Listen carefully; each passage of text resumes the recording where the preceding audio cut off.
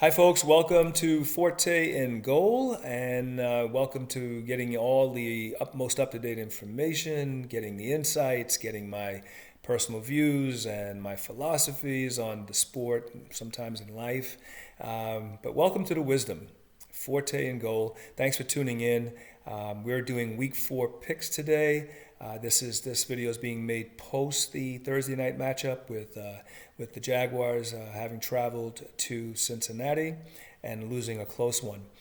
To no one's surprise, you probably know that I would have picked the Bengals in that game. I have the Bengals winning that game about 27-21. I was surprised actually. Trevor Lawrence played pretty good football. First time for the season, so let's keep an eye on that. Let's see how he plays in the next few games.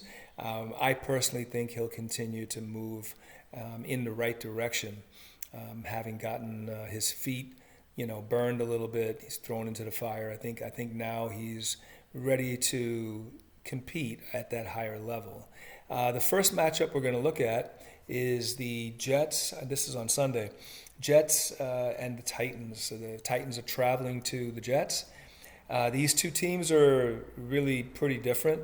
The Titans have been playing good football for a few seasons. They're competing against. They're doing well. They are 2-1. Meanwhile, the Jets are 0-3, and they are struggling, especially at quarterback. They've had very little success on offense, and their defense is playing, pretty good football. That's really been the only thing that they can hang their hat on. Now, this game is home for the Jets, and things can happen. I personally think that the Jets have a chance to succeed in the air. Probably not in the running game, but I could see it in the air. So let's look at the numbers first. The Titans are 17th in total offense. They are 14th on defense. They are 23rd passing, and they are 3rd in the rushing game. Now, the interesting thing about them being 3rd, they lean on King Henry, and that works for them. Then you've got a run-happy Cleveland team at number 2, and they have a two-headed monster there.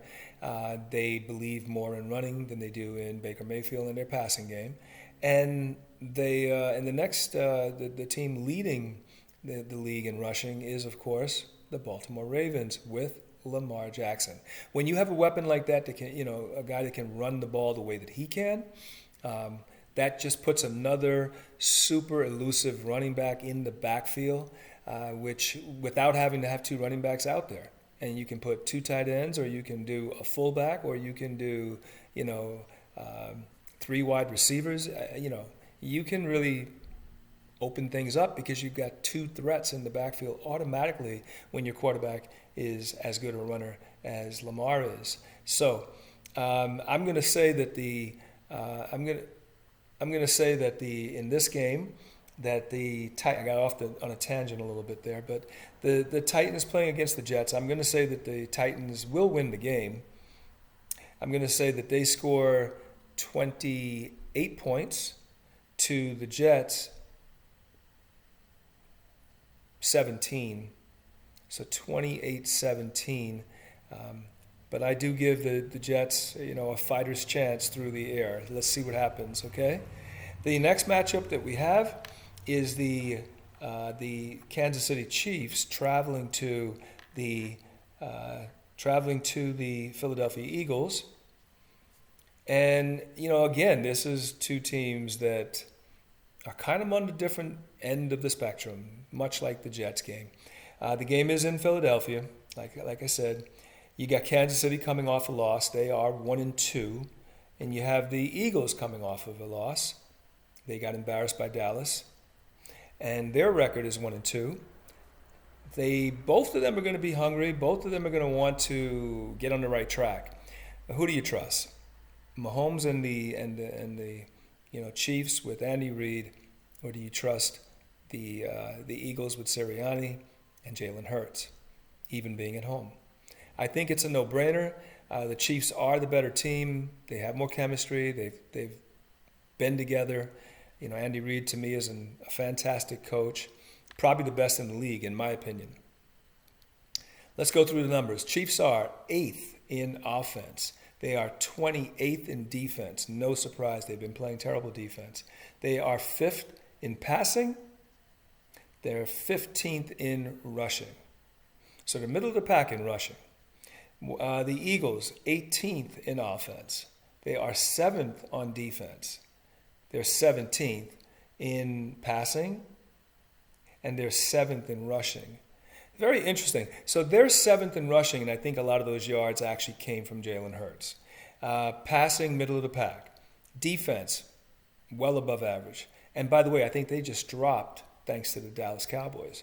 The offense is middle of the pack. So, and I think they got a lot of their offense in week 1 when they, embarrassed the Falcons. But the Falcons are not necessarily a great team, are they? So these stats can totally be misleading. Like I said, I'm going to definitely go with the Chiefs in this game. I think they're going to basically light up the defense light up the Eagles. I think they're going to be out for vengeance, and they're going to come out with guns blazing. I just believe that they're going to put up some points. I say 34 for the Chiefs, and the defense I can tell you right now that the Eagles are going to run the ball, because they were heavily criticized for not running the ball against Dallas. They're definitely going to try to run the ball. Some with Hurts, a lot with Sanders, some with Boston Scott. And also I wouldn't be surprised to see a couple of jet sweeps. That's been a weakness for the Chiefs. I would love to see this upset, by the way. I don't care that the Eagles would win the game. I would like to see an upset, but I don't see it happening. The Eagles would have to play out of this world to win the game. But who knows? That's why they play the game, right? I'm going to say that the Chiefs put up 34 and the Eagles put up 27. So closer than people think. One-score game. The next matchup we're looking at is this is always a little slow, There you go. Great matchup. We have the Carolina Panthers traveling to the Dallas Cowboys. So I could easily talk about this for a long time. I'll try to summarize by saying this. Carolina, from what it looks like, they have a very good defense. The Cowboys, surprising everybody, well, a lot of people, not me, but the Cowboys defense has looked way better than expected. I mean, there was a lot of talk about the Cowboys if they could just get a middle-of-the-pack defense, they could really compete. Well, the way they're playing right now with the turnovers and even the way that they're allowing points, they could easily be even better than what people were saying, was possible in order to compete. So I think both teams have their strengths as far as the defense. I think Carolina's strength right now is they do get after you as far as passing. They get after you in the passing game. They will sack you. They have good strategy there, good talent. And then they really stop the run. Like they're averaging like 45, 50 yards a game. Of course, they've played really bad competition. So, again, those stats could be off. And meanwhile, the Cowboys have given up a lot of yards, but they've played two of the best offenses in the league, two really great quarterbacks. So let's not crush them. Pardon me. Let's look at the numbers, right? So the offense is ranked 12th for the Panthers, and they're ranked first in defense. They are 9th in passing, 16th in rushing. Cowboys are ranked 7th on offense, 25th on defense, 12th in passing, and 5th in rushing. So I think these numbers are a reflection of how early it is in the season. The Cowboys being 7th on offense. To the eye and from what it looks like, the Cowboys offense is probably like top 3 right now. And the defense is ranked 25th overall, but that's because of yards allowed, not points, and not, the takeaways, like I said, which to me these takeaways are so crucial. I mean, in today's NFL, it's an offensive league. If you can get the turnovers or sacks, game-changing position, field position changing, stopping, drive killers, if you can do those kind of things, you're playing great defense. So 12th in passing, again, 12th in passing, yeah, that's kind of middle of the pack, but, that passing attack is lethal. And they're running the ball in the last 2 games. So now they're all the way at 5th. The Carolina, though, is ranked 12th on offense. Again, they've played nobody. Their defense is ranked 1st. Really good defense, but they've played nobody. And then their passing is 9th. I don't want to sound like a broken record, and then their passing is 16th. So their passing is kind of really middle of the pack. Sam Darnold, I never had doubts in. This game, like I said, is in Dallas. Dallas gets the advantage right there. On top of that, Carolina's missing CMC. They're missing McCaffrey, and they're also missing the rookie J.C. Horn, who is a terrific back-end player for them. He's a good corner for them. Losing him hurts, So the Cowboys definitely have the advantage. They have to win the game. If they were to lose to a Carolina team under these circumstances, it would be a shock. Is it possible? Yes. That's a well-coached Carolina team. Like I said, they play great defense. I think if the Cowboys are careful, protect the ball, and play smart, have a good game plan, they shouldn't have problems in this game. I could definitely see the Cowboys putting up some points again, and maybe even getting a turnover, in the air. In other words, an interception from Darnold. He is not the most accurate, doesn't always make the most decisions, and he hasn't played this season against a team that plays defense like the Cowboys. So I think that, people are kind of underrating or understating what this game might look like. I think the Cowboys will dominate the game. I do think they're going to play, some terrific defense and force a few turnovers. Again, the running game, especially without McCaffrey, is going to be abysmal.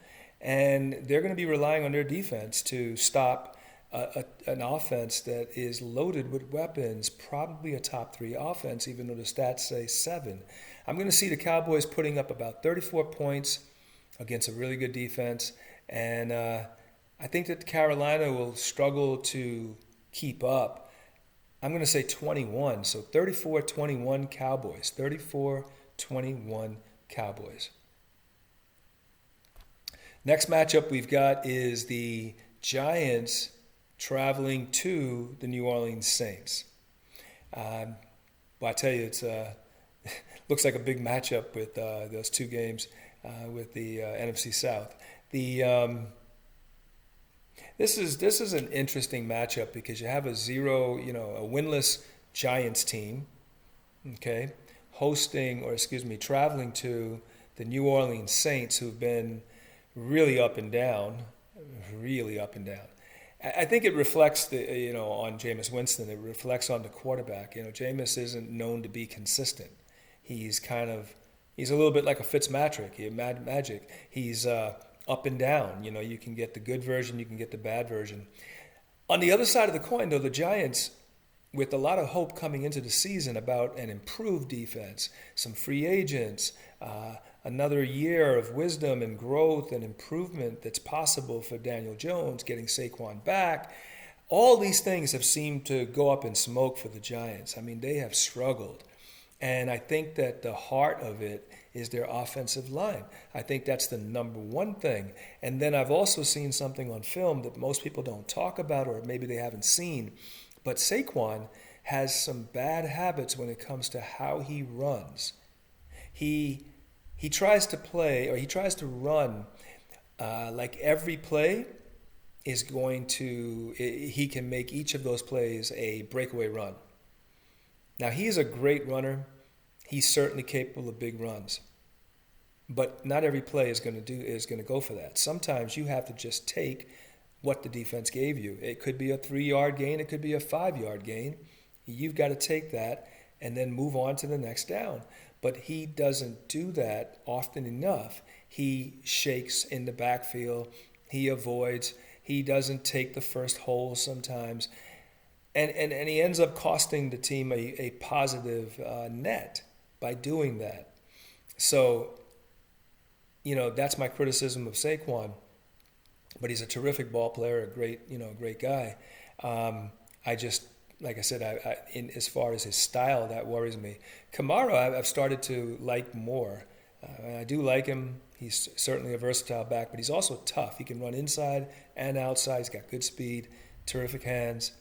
I'm not a big fan of Jameis. I don't think that he's, your best quarterback. I could definitely see the Saints looking to improve on that next season. The defense for the Saints has been fantastic this year. At least I feel like that. I think they've done a great job. Let's look at the numbers to see how this backs up. So the Giants are 20th in offense. They are 20th in defense. There's the balance that everybody spoke about, except 20th is not where you want to be. You want to be less than 15, ideally. They are 19th in passing, 14th in rushing. So they are exactly what people thought they might be as far as balanced, but not in the best way. The Saints are 31st in offense. Wow, I thought they were a little bit better, but they're 31st in offense. They're 6th in defense, which is what I just talked about. They're 31st in passing, and they are 11th in rushing. So not surprising to me, they're doing a good job running the ball. Passing the ball, they're really not doing so well. I don't think they have Michael Thomas, so that's another problem. They're struggling passing the ball. Jameis has turned the ball over a few times. He's held on to the ball, taking some sacks. But the defense is balling out. That can't be stopped. So this game is in New Orleans. I think they're playing in New Orleans. Wherever they're playing, it's a home game for New Orleans anyway. I really think that the Saints' defense is what comes to the forefront in this game.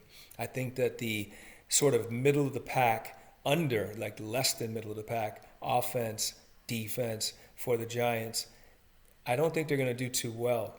Where I do think they have a chance to win this game is that the Giants, they do have some competent players and units. I mean, like they're middle of the pack on offense, but they're going against a terrific defense. But their defense is middle of the pack, and they're going against a really bad offense. So where I think that they might have a chance to win this game is with their defense. The Saints are pretty good running the ball. Jameis and the Saints are capable of big plays on their offensive side of the ball, and the Giants they've made so many mistakes. Plus Daniel Jones turns the ball over against this great defense. That's going to kill him, and then all the offense has to do is take advantage of those opportunities. So I've got to go with the Saints. And I don't think it's going to be a blowout by any stretch. I think that they have a real good shot in this game. I don't think it's going to be a particularly high-scoring game. I'm going to say 24-17, the Saints win this game. Next game we have is the Cleveland Browns traveling to the Minnesota Vikings. I think this is a fun matchup. I really like it. The Browns, as always, love to run the ball. They're playing against a defense that I believe is really struggling this year again. They're playing good football in Cleveland. They really are. They're playing good football. I think they're a solid playoff contender.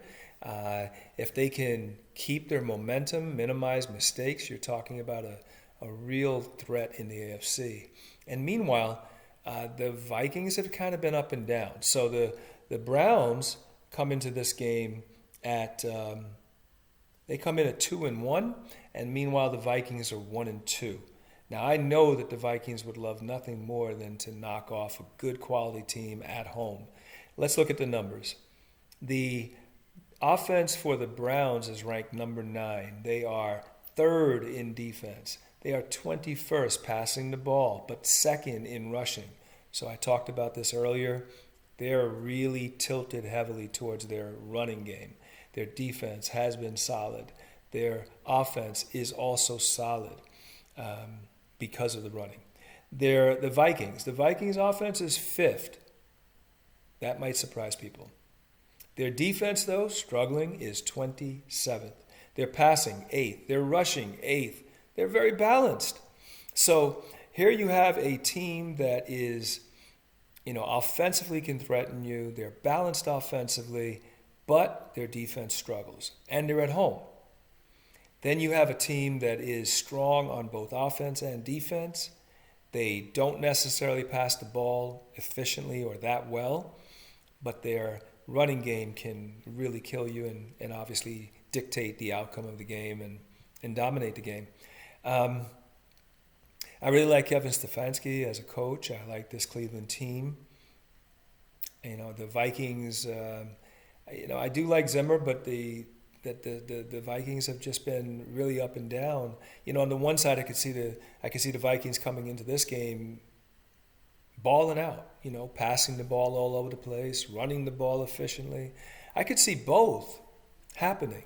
But will that be enough against a really well-coached team that's going to dominate on the ground and time of possession? Will it be enough? It's a tough one. This is a tough call, actually. And then they have a really good offense, the Vikings do. But again, they're playing against a super, super defense. They're ranked number 3 in the league. So, and I love Myles Garrett. Myles Garrett is a terror. Definitely going to go with the Browns in this game. Browns would be the safe, better bet. I'm going to go Browns. I think the game is going to be relatively low scoring. I think it's going to be right around 28. 28 for Cleveland, 24 for the Vikings. So 28-24, Cleveland. Next, we have a NFC North matchup between the 0-3 Lions versus the 1-2 Bears.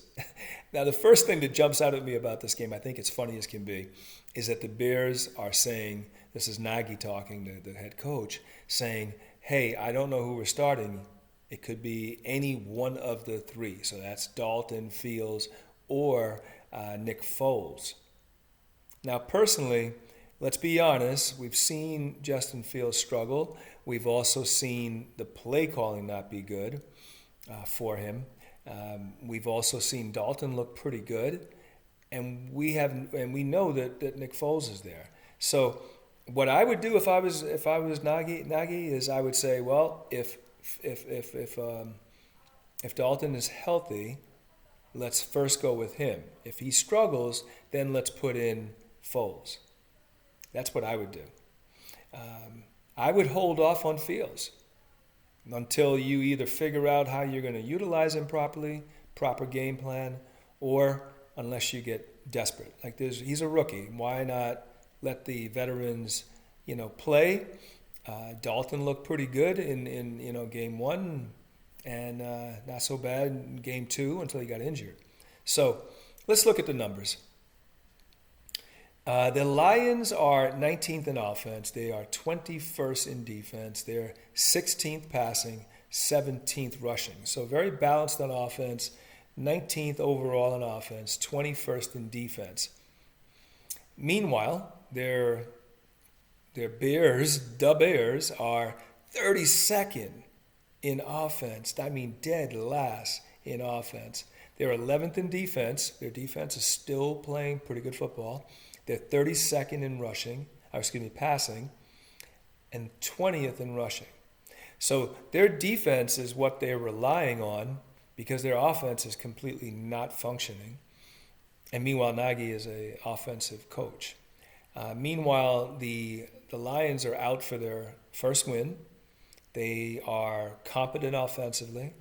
They've actually looked pretty good in their games. They came just a yard short of beating the Ravens last week.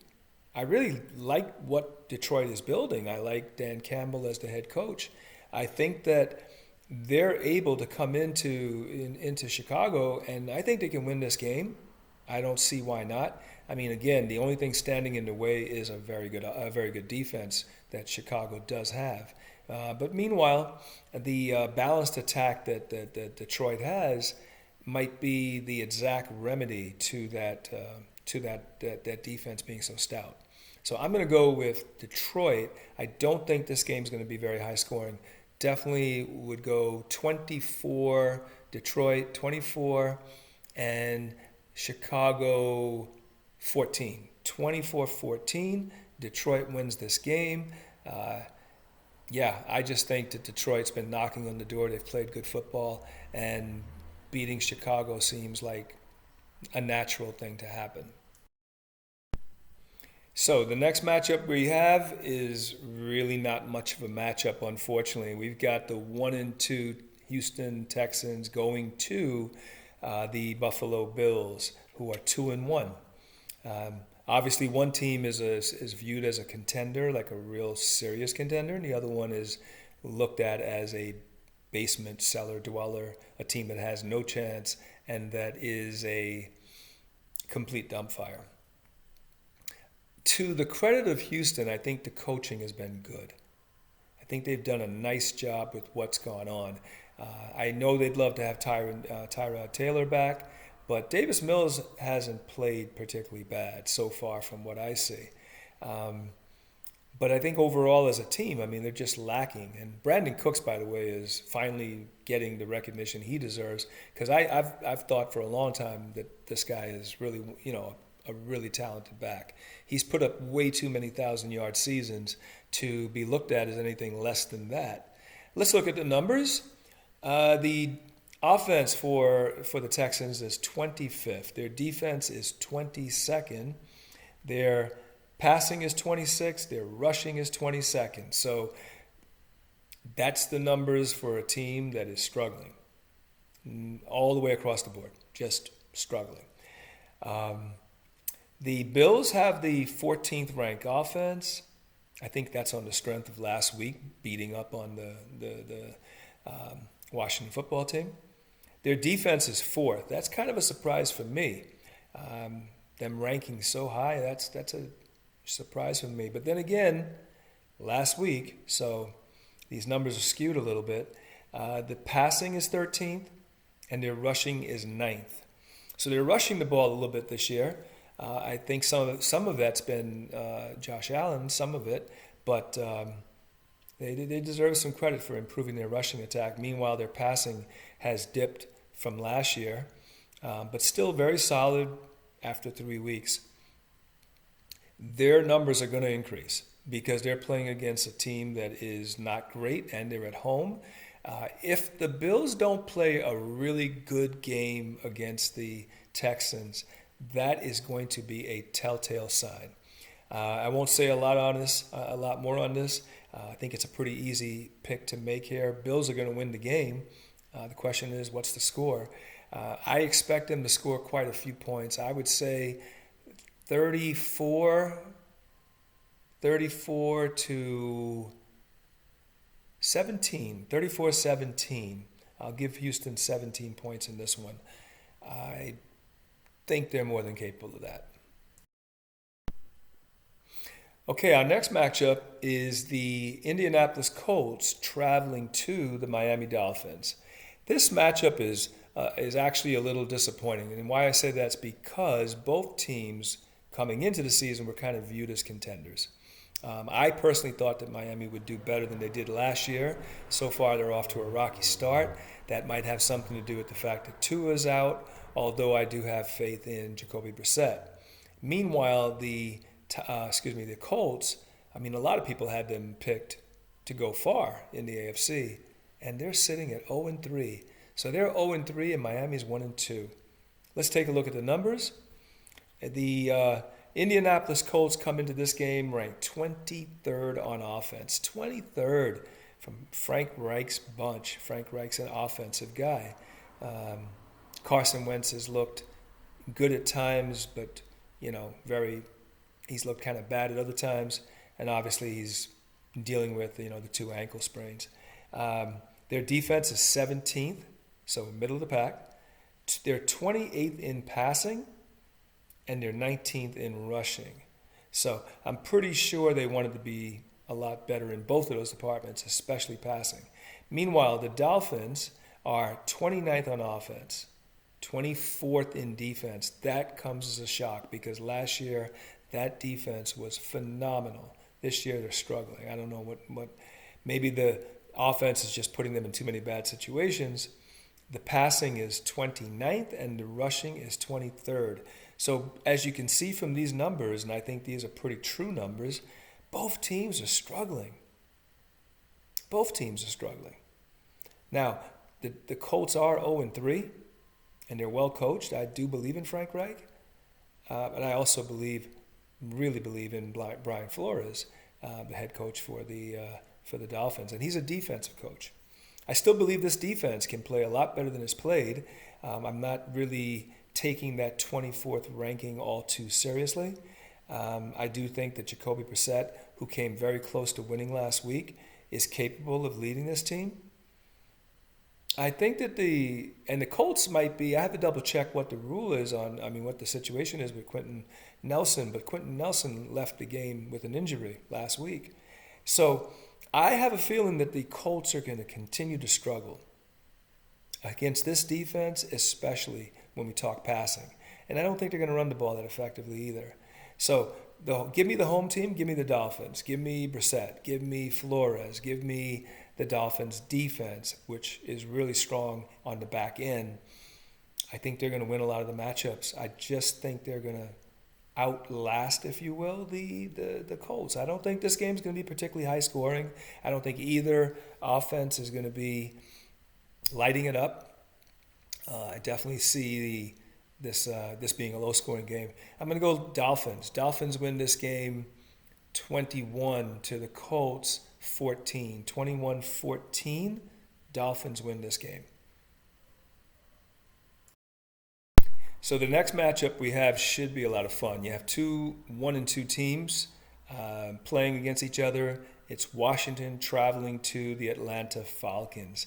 It's really funny. I saw somewhere, I don't remember where, they said, the Washington team was going to measure itself when they played the Bills, and we saw how that went. And then they said, well, what they really should have been saying was that their real measuring stick would be against the Falcons. And that's kind of how I'm looking at this game, because I'm looking at Washington saying, okay, Washington, you've played poorly this entire season. Let's see if you're any kind of contender. Let's see if you are completely devoid of quality play. I'm trying to be nice here, because you're playing against a Falcons team that has struggled also. Let's look at the numbers. The Falcons are home.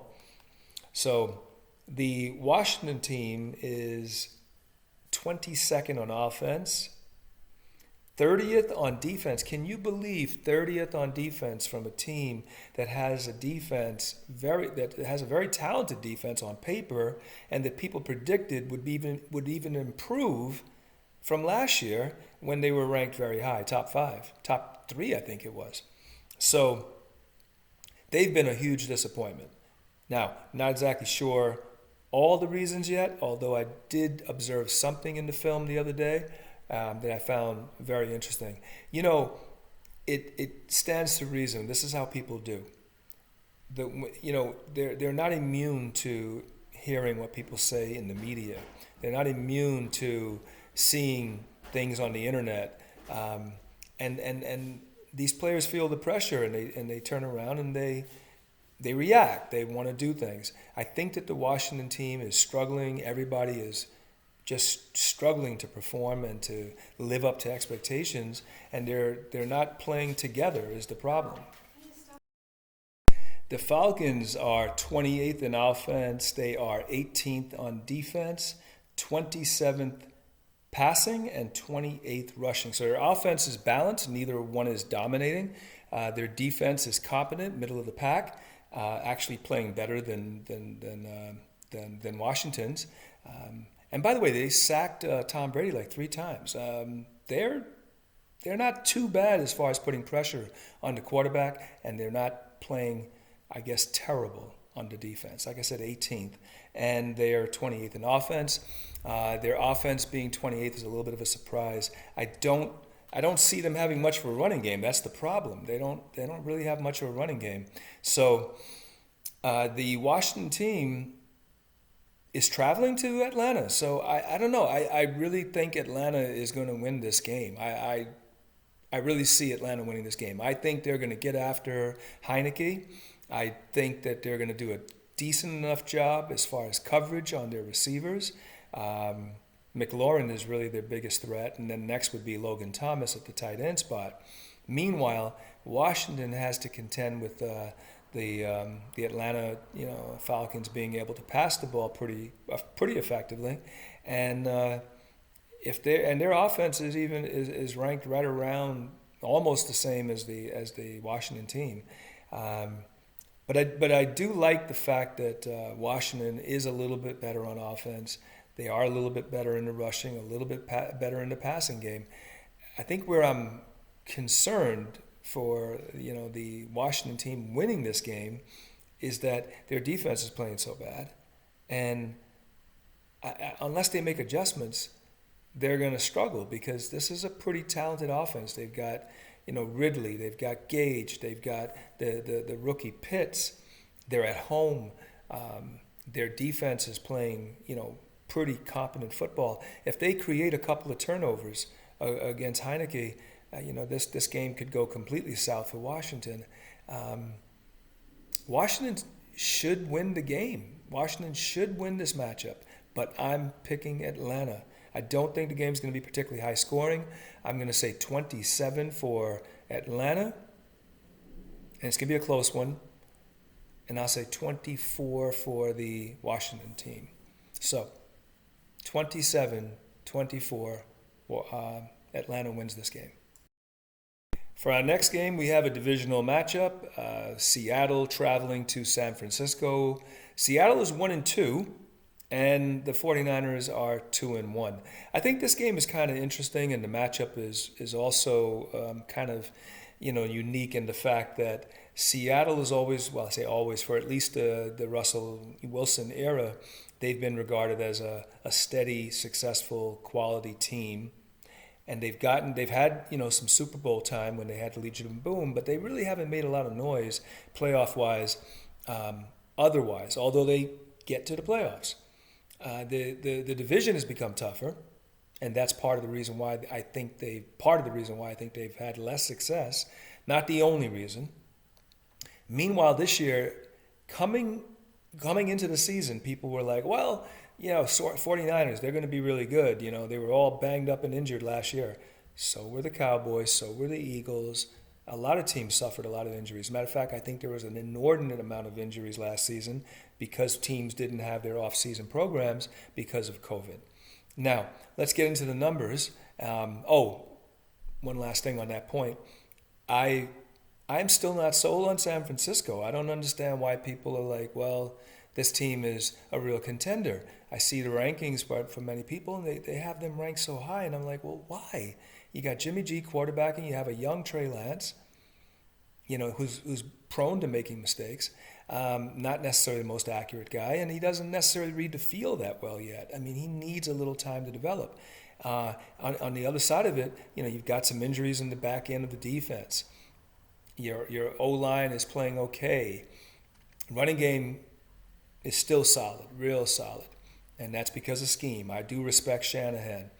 And then you look at the Seattle team, and I've been looking at them for years and saying, look, they're just going down. They keep having bad draft picks. They keep reaching. They make these big signings, but they're going down. They're like a sinking ship.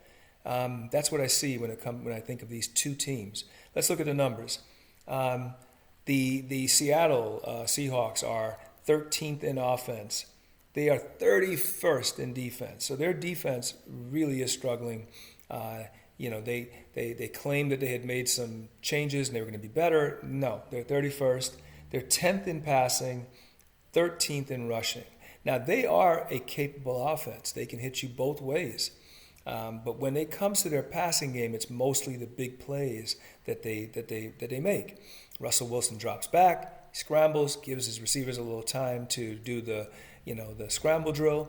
And more often than not, he's throwing it to Lockett in those situations. When he doesn't throw it to Lockett, He does sometimes hurl it to DK, but usually if he's going to DK, it's on script, okay, with a slant or just a straight go or whatever. The Niners come into this game 21st on offense, 15th on defense, 15th, um, 18th in passing, 18th in rushing. So again, very balanced. Their passing game, though, is a more short range passing game. They want to get you on digs. They want to get you on slants, some outs. Jimmy G can be accurate, but I think where he struggles is it's sometimes in the situations he'll struggle and his accuracy might fall off a little bit. I like the Niners in this game. I think this is going to be a big win for them. I like their balance. I think that overall they're going to be up to the task. I think they're better coached. I'm going to go with the Niners in this game. Although I'm not a big believer in this Niner team, I'm still going to go with them. I think they're going to find a way to win. And like I said, they're at home. I don't think it's going to be a particularly high-scoring game, although they're both capable of putting up points. I think it's going to be 31-24 Niners, 31-24 Niners. This is going to be a fun matchup. NFC West matchup. And this is going to be a terrific game. 2 3-0 teams. The Cardinals going against the Rams. One of these teams must lose their undefeated record. Both teams are playing good football. In my opinion, both are playing good football. I am sold on one team, not sold on the other. I have my reasons. I'll go into them. First, let's look at the numbers. So, the Cardinals are ranked 3rd in offense. They are 10th on defense, 3rd passing, 12th rushing. On the other side of the coin, the Rams are 15th in offense, 19th on defense. Wow, I'm surprised. 19th on defense, 6th in passing, 27th in rushing. Now, keep in mind the Rams have lost their running backs. Multiple running backs have gone down. So they've had their problems as far as that's concerned, but they are passing the ball very efficiently. Their defense, even though it says 19th, I don't really buy that number. I mean, you look at who they've played, you look at what they've done. I'm sorry, that is not a 19th rank. That is not an average defense. Their offense being 15th, I don't think that's an average offense. If you haven't figured it out yet, I'm buying the Rams, and I bought them from the time they got Stafford. I always have liked McVay. McVay is a good coach, a really, really good coach, one of the top coaches in the league as far as I'm concerned, and I just believe in them. Meanwhile, the numbers look gaudy and look fantastic for the Cardinals. 3rd on offense. That's on big plays mostly. They've made a lot of big plays. Also, Murray is really good at scrambling. I mean, we all know that. I don't even know how, because I don't think he's that fast, but his little short steps, the way he can sort of just change and wiggle a little bit, seems to be enough to make him very, very elusive. I don't know what he'd be like if I was trying to tackle him, but he doesn't look like he doesn't run like Lamar. He doesn't juke that way. He doesn't have quite that same kind of elusiveness, but he just keeps running. I don't know what it is. And then meanwhile, their defense is 10th. And I think a lot of that has to do with their pass rush. I don't think that they're dominant, let's say, in the back end. It's mostly the pass rush. Their linebackers have been playing really good. Simmons in particular. The rookie has played well. You've got their 3rd in passing. Again, that's a lot of gaudy numbers. Keep in mind what they've been doing. They've been hitting big plays, and they're not running the ball that well. I mean, they're 12th in rushing. That's a surprise, but I think a lot of those yards are from Kyler Murray. But the passing is where they're hurting people. The big plays, when they're not hitting DeAndre Hopkins. Didn't sound right. Anyway, D-Hop. When they're not hitting him, they've got other people that can also catch the ball. Christian Kirk's having a good season. Rondell, what is that? Not Carter. I forget his name right now, and I like him in fantasy. But anyway, the rookie receiver, not Watson, Rondell. Oh, I'm forgetting right now. Excuse me for that, but they've got weapons. They've got weapons. That I'll say. I'm not a huge believer though in this Cardinal team. I'm not ready to buy it yet. I like what they're doing, and they should be respected for what they've done so far this season. But they were so close to losing. What was it? Minnesota. They were very close to losing Minnesota, and it's the same with the other games. I don't see them being the dominant team that they look like they are. These stats, I think, are misleading. So this game's in L.A. I think L.A. wins the game. I think L.A. is going to win the game. I think that the key to this game is containing Kyler, much like we talk about Lamar. If you can contain this guy, keep him in the pocket, I don't think he's anywhere near as dangerous. I think those big plays become limited. Jalen Ramsey in the back, the terror that is Aaron Donald, that defensive unit's been playing good football. I don't think that this Cardinals team has played anybody that's got this type of defense, and I think they're going to struggle. I could definitely see some sacks and some turnovers. I think the Rams offense is lethal. I mean, they're tricky. They're play action and all these other things that they do. The way they scheme, I like this Rams offense. I think that the only way that the defense for the Cardinals can change things is if they're able to stay disciplined and get after Stafford, sack him. That's the only way that they're going to win. But I do see the Rams winning this game. Nail biter. I think it'll be a relatively high-scoring game. I'm going to say, I think it's going to be a high-scoring game. So I'm going to say 34-31 Rams. 34-31 Rams. Sticking to it. Next matchup we have is just a head-scratcher. Where have they gone? Where have they been? Pittsburgh, 1-2, travels to Green Bay, 2-1. Remember in the beginning of the season, Pittsburgh got that surprising comeback win. Where have they been? Green Bay lost surprisingly to New Orleans in the worst kind of way. Where are they going? Think about that. Look at what they've done since then, and look at what Pittsburgh has done in that same span of time. So 1-2 Pittsburgh traveling to Green Bay. I think it's a pretty easy game to pick. But let's look at the numbers. The Steelers are 26th in offense. They are 12th in defense. They're 15th in passing. They are 32nd in rushing. Might as well be 36. They are last in rushing. A lot of this has to do with their offensive line. Their offensive line is just in shambles. They're not protecting. They're not able to really run block. They're probably the worst ranked offensive line in the league right now. And believe me, there are some other contenders for that dubious title. Meanwhile, the Packers are 27th in offense. Wow, that's really shocking. And then you've got their defense is 8th. Their passing is 24th, and their rushing is 30th. These numbers just don't look right, but wow, I'm shocked. I definitely say that the Packers are a lot better than those numbers would tell you. The Packers will win this game. They're at home. They're playing against an inferior team. They have a pretty solid defense, the Pittsburgh Steelers do. But if they don't have T.J. Watt playing, pardon me, if they don't have T.J. Watt playing, they're probably not even going to get home to Aaron Rodgers. I think the only way the Steelers win this game is if the Packers were to do something like what they did against the Saints in Week 1. So the Packers will win this game. Maybe not as high scoring as people might think. I'm going to say 27 to the Steelers going with 14.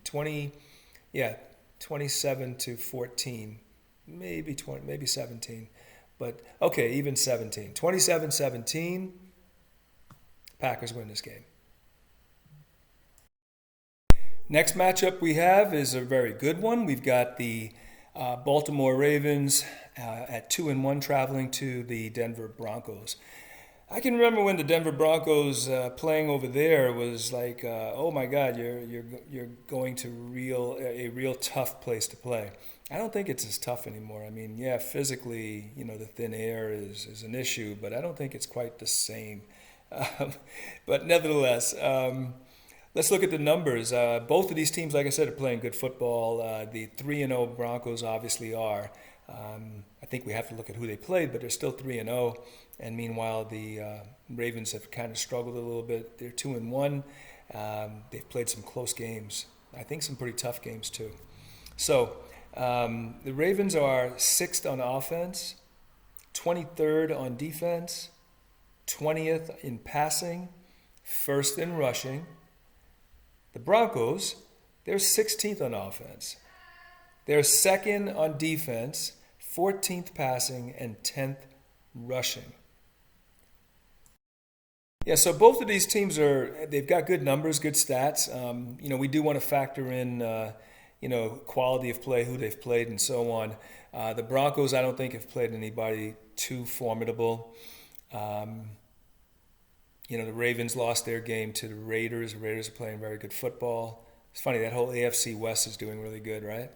And the second-ranked defense from the Broncos, that might surprise people, but they do have a good defense. Their back end is super strong, and they've got 2 good edge rushers. I mean, they're playing pretty good football all around as far as the defense goes.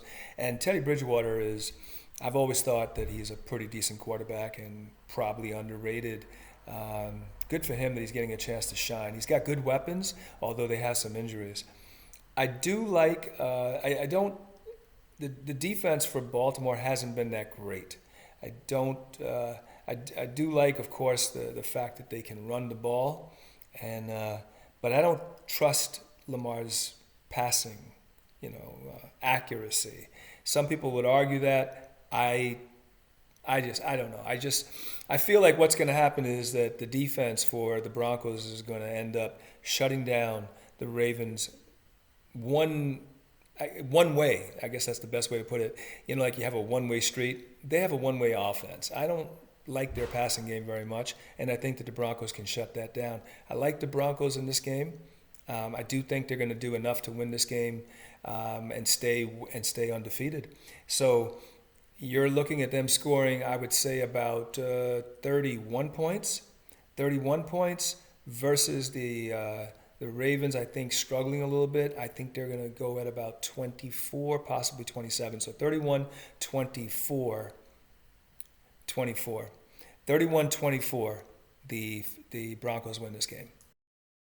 The next matchup we have is a matchup that I think a lot of people are looking forward to, myself included.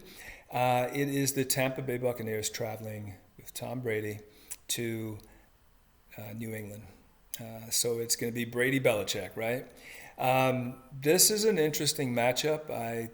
What I like about it is that I think for the longest people have sort of debated, okay, who's really the brains or the talent, who's really most responsible for the success that this team had for almost 20 years. Now, personally, I'm a believer that coaching is the number one thing that matters in football, because unlike other sports, I mean, everything is strategy, everything is preset. Yeah, sure, there are things that players see, players do, decisions that are made by players, but the game is very strategic. It's all about people doing your job. It's all about people doing what they're supposed to do based on a scheme, based on a play, based on the plan. So this is the reason why coaching is so important.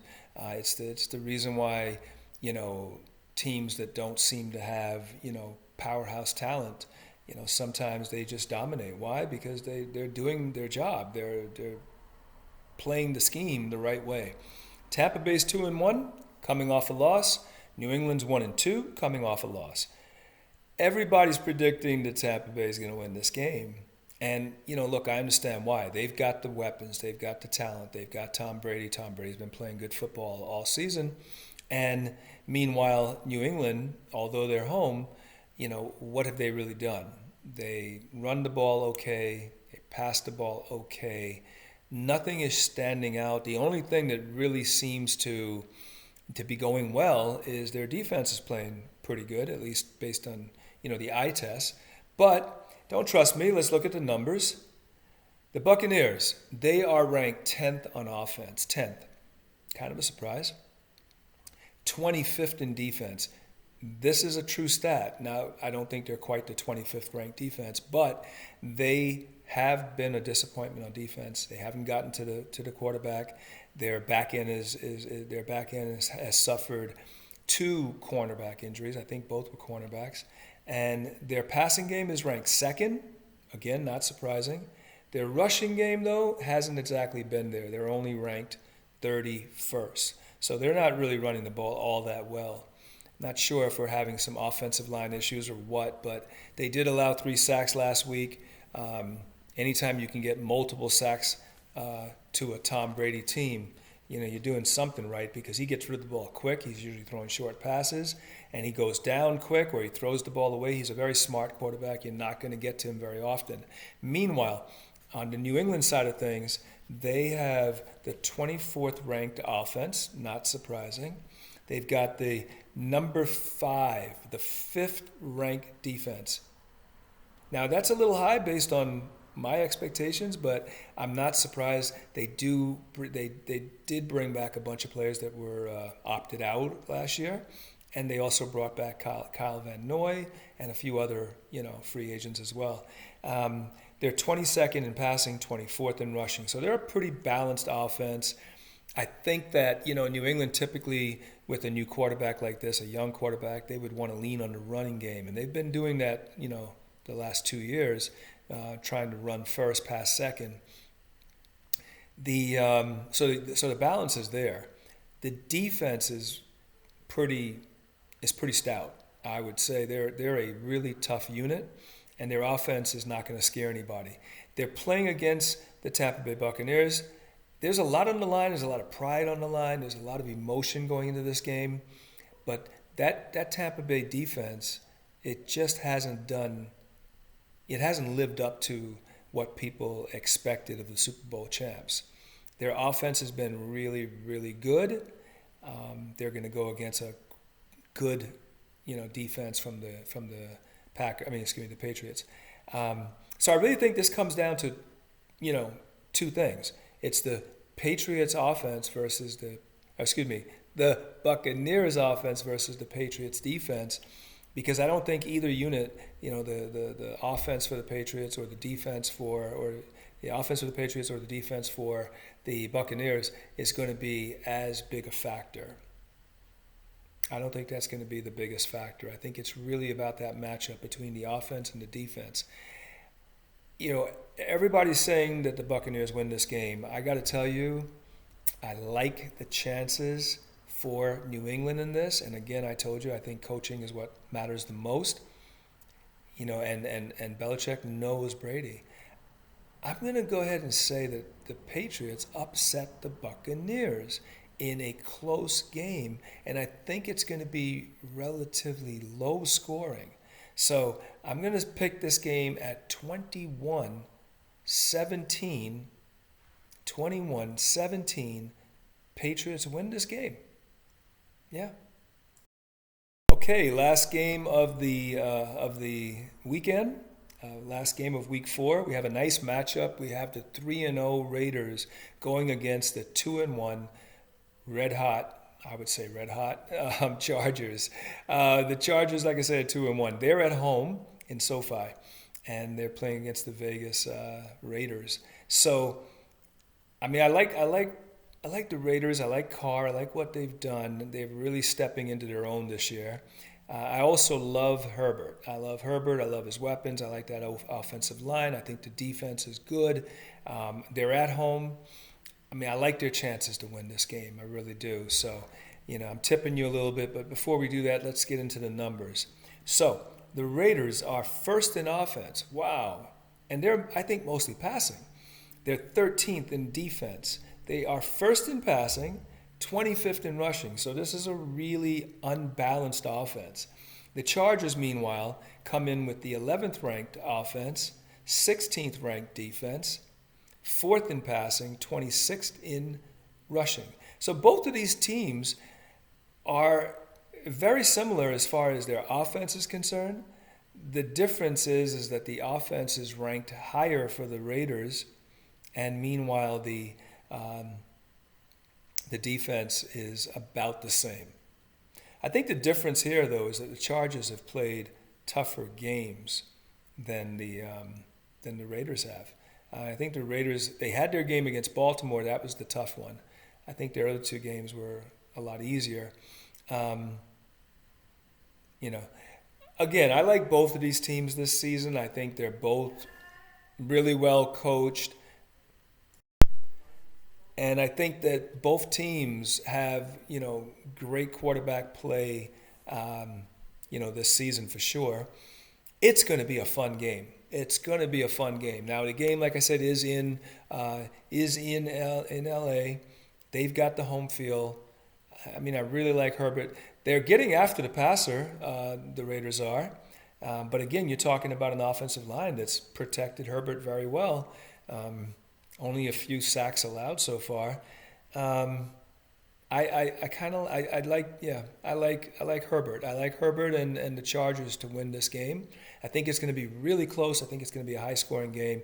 I don't think either defense is going to, stop the other team too much. I like this being a pretty high-scoring game. I'm going to say 31-28.